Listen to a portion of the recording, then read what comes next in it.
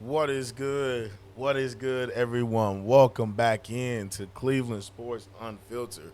Finally, finally, the Cavs, although grinding out a tough, gritty, nasty, drag out fight, the Cavs finally get their first road win of the 2026 NBA playoff season. Clap it up for him. Gotta give it up for him. Gotta give it up for him. Tonight it was tough start by both teams. Both teams started it with a good amount of misses. Jenkins he got hot. Scored the first 7 points from them, and the Cavaliers stayed right with them too. Ended the quarter 27, only down two, 27-29. Pistons started off the second quarter uber hot, 8 of 8. Again, the Cavaliers, continue to fight. They, didn't have the goodest second quarter on defense, allowing 31 points, they, which was the Pistons' largest scoring quarter. And then after that, they only scored 20 in the third, 23 in the fourth, and only 10 in overtime. But, despite the 10 turnovers, and boy, I was losing my mind in here, going crazy over those down 10 turnovers that they had in the first quarter. But despite those 10, despite those 10 first half turnovers, they only found themselves down 8 points, 52-60 going into halftime. And the Pistons, they came out with their hair on fire, and I knew they were gonna come out uber aggressive on the defensive end, and they did. They had 8 steals in the first half, and four of them by Mister. I keep forgetting which one it is. I think it's Asar, Mister Asar Thompson. That man is he's the best wing defender in the league. I'm just gonna say that he is the best wing defender in the league. I mean, his intensity and the way he flips his hips and the way he doesn't give up and the way he just anticipate passing lanes, and he is all around a phenomenal defender, man. If he can get any semblance of an offensive game, boy, he would be a scary player to deal with. But that man is he is the type of player I love. I love defenders. I love defenders. So watching, even though it's against him, man, I try not to just like what he doing because what he doing is against my team. But watching him on the defensive end, man, I just puts a smile on my face because I love tenacious defenders, and he's the best at it. He's the best at it in the NBA right now. I don't see anybody on the perimeter that's really better than him. Um, you know, and then I figured, and I thought, but back to the game, but in the third quarter, I thought, the long rebounds killed us a little bit. But you know, we continued to fight. We didn't, um, we didn't wilter under the pressure. We did come out and score 32 points. That was in the third quarter. We came out of half, with the punch back, and excuse me, the long rebounds, killed us in the third, but it didn't take us out of our game. They were still, they still got back on defense and bunkered down and eventually got the rebounds. And they also cut down on the turnovers. They really cut down on the turnovers. They went from 10 in the first half to only 2 in that third quarter. And I I thought that they did a wonderful job on keeping the ball contained and not turning the ball over too much. But the Detroit Pistons is a good defensive team. They're going to continue to get steals, and I just I'm just proud of the city, man. I was wrong about James Harden. I really was. Again, Anytime I'm wrong, I'm always gonna come on here and admit when I'm wrong. If I was wrong about a player, if I had a wrong take, I'm not gonna sit and stand on it and hold 10 toes down on a take I was wrong about. I'm gonna come out here and tell you guys and look into this camera and tell you, hey, I was wrong. Maybe I'm wrong about the James Harden trade. I I badgered him, and I'm getting to you, Donovan. I'm getting to you, but I badgered James Harden.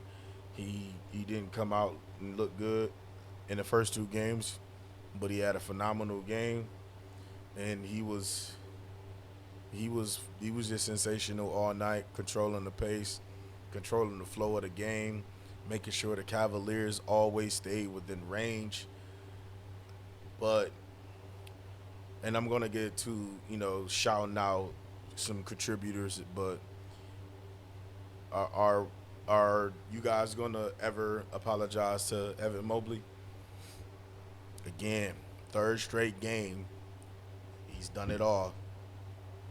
Third straight game, he's done it all. What is his stats? 43 minutes, 19.6 of 13, 2 of 3 from the 3 point line, 5 of 9, 8 rebounds, 8 assists, 1 steal, 3 blocks. Again, did it all tonight. Are we ever? And you know who you are. Some of the people who watches, and some people I work with. Are we going to apologize to Evan Mobley? And we know Evan Mobley catches slack. I told y'all he's the new Darius. He took Darius' spot. Darius left and got traded, and every time we lose, the Cavaliers need a new scapegoat. Evan Mobley. He's the new scapegoat now. So every time we lose, it's his fault somehow. And if we would have lost this, it would have been Evan's fault because you only got 8 rebounds, even though how many did Duran have? Duran only had 5. Jared and Evan had 18 combined. So I know people was waiting to shit on Evan Mobley, and we're not gonna do that. I just want the Evan Mobley apologies from you guys. I'll be waiting. I will be waiting, and some of you guys know who you are. I will be coming to you guys asking for the Evan Mobley apology because the slander is ridiculous. Not ridiculous. It is sometimes unearned, and the apologies isn't as loud as y'all criticisms of Evan Mobley. I'm just saying, he was phenomenal down the stretch. He was phenomenal down the stretch. I think he had down the stretch in the last minute, Evan Mobley, he hit a 3 pointer. I think down the stretch he had a 3 pointer, and he had 2 free throws to tie the game at 103. And again, he's not going to really get too much credit because the credit is going to go to James Harden, but I'm not going to let Evan Mobley be forgotten about. And another person that I'm most certainly not going to be forgotten about is Max Strus, the Mad Max himself. The Strus was loose all night. The Strus was loose all night. Max Strus, 36 minutes, 20 points, 6 of 8 from the three, 2 free throws. He had an assist. He had 8 rebounds, one assist, 1 steal, 1 block, and that steal came in the absolute most clutch moments of was it overtime? Actually, no, the fourth quarter. Was it the fourth or overtime? It was. I forgot which it was. I'm sorry. I'm just too hyped right now but Max Steals had a crucial steal in the fourth. No, yeah, that was the fourth quarter. The fourth quarter to give to Donovan, but then no, that was overtime. Yeah, that was overtime. But anywho, Max Strus was clutch all night. He, along with James, in that first half, he and James kept the team attached to the Pistons because instead of being down by, I think we was down 15 at one point. Instead of being down 20, we was only down 15, but that was due to Max and James Harden hitting timely shots because the Pistons was going on runs, and nobody else could answer. Donovan was, I don't know what the fuck he was doing tonight, man. As we would say on 2K, man, you was selling, bro. You was selling tonight, but you made up for it in overtime. You made up for it in overtime. So I'm not gonna give you too much slander because you did make up for some in overtime, and because of what you did in the previous game. I'm not gonna give you too much slander, but we all know if this was Darius who did that, if he was on this team, everybody will be calling it out. But luckily, because I love to call it the hypocrisy of how everybody loves to give criticism and not give criticism to others. Because again, if Darius had to have that bad game, boy, I wouldn't have heard the end of that. It would have been trade Darius and all types of shit, and Darius sucks. And man, it would have been all types of shit if he would have sold the way Donovan sold tonight, especially coming off that hell of a second half in Game 4. But he made up for it. He made up for it. What was he? He was in 42 minutes. He had 21 points, 7 of 18, 1 of 8, 6 of 6 from the line. He did have 4 rebounds, 3 assists. Uh, Again, and now looking at the box score, that's not bad. That's not bad. When I say selling, I'm not meaning like because there is ways of selling. Like you can sell by your lack of aggressiveness and all types of shit. Or if your teams know you the leading scorer and you just refuses to not refuse, but you're timid on taking you selling, bro. You selling because we need you. So me personally, I felt he was selling a little bit tonight, not purposefully. Let me get that crystal clear. I know I'm not trying to say Donovan was coming out here to purposely throw a game or anything like that. I'm talking about just from his shot selection, aggressiveness, and all of that stuff. All of that stuff within that realm. I'm talking about that, not him purposely tanking a game or trying to throw a game. I'm not talking about any of that. That's not what I'm talking about. I'm just talking about decision making, aggressiveness, and shot selection. All of that. But all around, Sam Merrill, I thought he came in and played well. Um, he got to hit more shots, but the 2 shots he hit, again, was some of the shots that kept us attached to the Pistons in the first half. But Dennis Schroeder came in, 17 minutes, only 5 points, 1 of 4, 3 of 5 from the line. Jalen Tyson came in, got that technical foul, and Kenny was like, "Yeah, son, come here and sit over by me on the bench." So he really didn't play too many minutes. He played 3 minutes and was out of there. And I feel like that was a little. It is what it is, man. You need that dog. You need a dog in there. You need somebody to show some fight, show some balls. And I don't like that you pulled him after that, and then he only missed 1 shot, and you pull him after that, Kenny. But we won the game, so it is what it is. I'm not, going to criticize too much of a loss. I got some critiques for sure. Here's some long rebounds. Put some body on somebody's, but overall, man, this was a great team win. Great, great, great team win. And the Cavaliers has a chance to finally reach their first Eastern Conference Finals since LeBron. Or since LeBron. You the Cleveland Cavaliers are trying to build an identity outside of LeBron. They want to do that. They want to be known then more than just a franchise of LeBron. But again, he's the GOAT, so you're never gonna ever get out of his shadow if that's what we're trying to do. But we're just trying to show the world, and they're trying to show us, their fan base, that you know we can do it too. We can do it too. Without LeBron, and they're one win away. They're one win away from doing that. They're one win away from doing that. Um, the turnovers again. They had I think they had 10 to start the game. What did they end in turn? They only had 6 for the rest of the game. Phenomenal job of taking care of the ball and rare turnovers.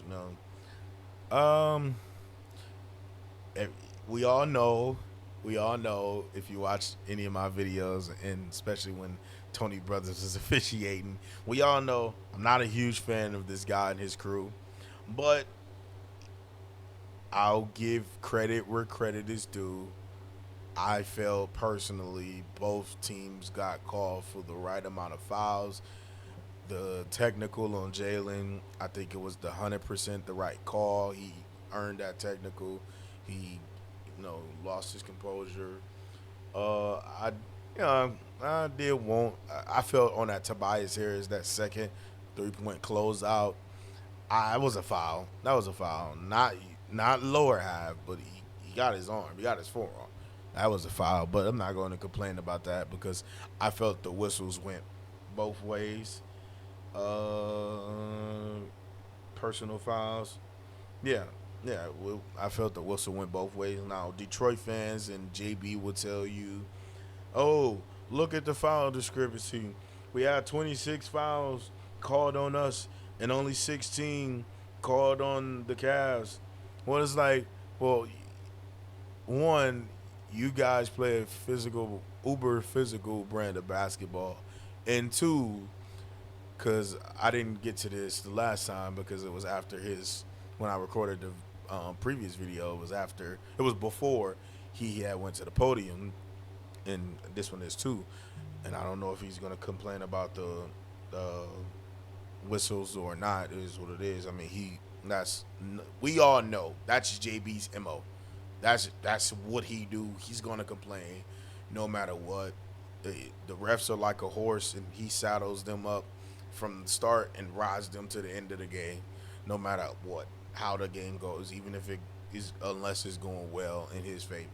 But Mr. JB, I do want you to know that your team did lead the regular season in fouls, and right damn near right on average. You led the league in fouls at 22 per game. It was at 26 tonight. That seems about right for you guys. And yeah, you the Cavaliers for the most part do a better job of defending without fouling. You guys, you have to pull and push and tug and all of that because being a physical brand of basketball, that's what inquires of being a physical brand of basketball, pulling and tugging and all and nudging and all of that. But you can't complain when a whistle goes your way. And I get it. Okay, they don't call that on OKC, but you know what? I'm not even gonna get into that. I'm not even gonna get into that. But huge night for our Cleveland Cavaliers. Cavaliers are one. The Cavaliers and Donovan Mitchell are one win away from reaching their first Eastern Conference Finals. And to preview Game 6, I do think that Detroit is going to come out hungry and desperate not to go home. They're gonna come out fighting, scrapping, and clawing. They're gonna come out just like how they did tonight. They're gonna come out just how they did tonight, but I think it's gonna be just a little bit more ratcheted up. It's gonna be just a little bit more ratcheted up than it was tonight because it was on 10 tonight. I think it's gonna be like 12 to 15 in game 6. So you gotta match that. And I do think the way our role players was playing, and if they can, and they did what I asked, it traveled to this game. We needed not just one more time, but for this series, needed one more time out of you guys. If we to close this out, and reach our first Eastern Conference Finals, and Donovan Mitchell can finally overcome that hump of never being out of the second round. He could finally try to get that monkey off his back, get that proverbial monkey off his back, get that boulder off his shoulder, and just try to finally. So I expect him to come out and do everything he can to be to reach his first Eastern Conference Finals. He's gonna come out aggressive. He's gonna come out, I think, with his hair on fire. He's definitely gonna come out with a chip on his shoulder. So I can't wait for that game. But that's in 2 days, on Friday. You want to enjoy this win? Everybody should enjoy it too, because it was a great win. It was a great team win. But that's all I got to say about that game and that win. You guys let me know your opinions and your feelings about this game and about this win and about us being one more win away from reaching the Eastern Conference Finals. You guys, let me know what you think about that in the comment section down below. Leave your um, Game 6 predictions in the comments too. I want to know what you guys think. Do we win, or do we go back to Detroit for Game 7? Y'all let me know what y'all think in the comment section down below. Would appreciate you guys if you hit that like button, smash that subscribe button so we can get this content out to a broader audience. But you guys know what I'm about to tell you. You guys don't got to go home. So I got to get the hell up out of here. And until next time, peace.